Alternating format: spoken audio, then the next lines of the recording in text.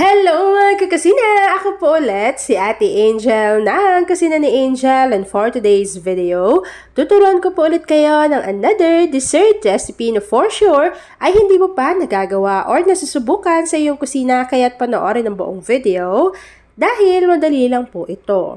So una, meron po ako ditong square na microwavable tub, tapos po nilagyan ko lang yan ng tig 2 piraso nitong dark chocolate na cake bars dahil nga po no bake na yung gagawin natin. So kapag nailagay po natin yung tig 2 piraso nitong cake bars dito sa ating lagayan, i-flatten lang po natin ito at i-push lang natin ng i-push para namang compact yan dito sa ating lagayan. At kapag nagawa na po natin yung ganito, set aside lang muna natin yan bago gawin na po natin yung ating cream mixture. Para naman sa ating mixture, kakailanganin lang po natin dito ng half cup na cornstarch. After adding po ng ating cornstarch, kakailanganin din natin ng 1/4 cup nitong glutinous rice flour.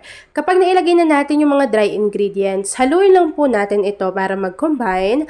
Bago, pwede na po tayo ditong mag-add ng evaporated milk. So sa evaporated milk na ilalagay ko dito, dapat po by batch ang gagawin ninyo para hindi kayo mahirapan sa paghahalo ng ating dry ingredients, lalo na po yung cornstarch. So in total, kakailanganin natin dito ng 4.5 cup ng evaporated milk.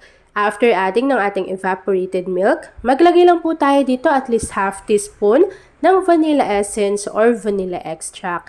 Nung nailagay ko na yung evaporated milk, pati yung ating vanilla essence, hinalo ko lang po ito ng hinalo bago binuksan ko lang yung apoy sa ating kalan over high heat dahil kakailanganin po muna nating uminit yung ating mixture. Kapag napansin niyo na medyo umiinit na po yan, pwede na nating hinaan yung ating apoy sa ating kalan, pero continuous pa rin po natin itong hahaluin hanggang sa makuha po natin yung tamang consistency. And kung mapapansin niyo na hindi na po ako dito naglagay ng condensed milk dahil po magiging balanse lang din yung kanyang lasa doon sa ilalagay pa natin sa bandang ibabaw niya. And, di ba naglagay din tayo ng dark chocolate na cake bars, so magbabalance lang din yung sweetness nun dito sa ating white mixture.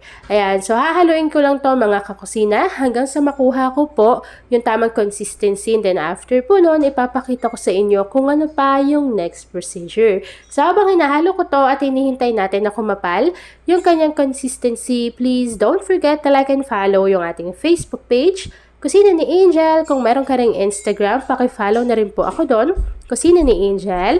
At kung gusto mong matuto pa ng iba pang mga recipes o kaya naman gusto mo rin mag-share ng mga niluluto mo everyday, pwedeng-pwede kang sumali sa ating Facebook group. Andyan lang po yan sa ating Facebook page. At ayan na nga mga kakasina, kapag nakita po natin na ganito na yung consistency ng ating milk mixture, pwede na po nating i-off yung apoy sa ating kalan at i-transfer lang po natin ito directly dito sa ating mga lagayan na meron chocolate cake bars.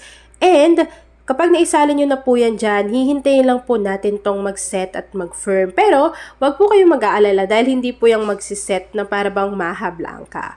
Ayan, so kapag nailagay nyo na natin yan dyan, pwede na natin tong itabi muna bago gawin na natin yung last procedure.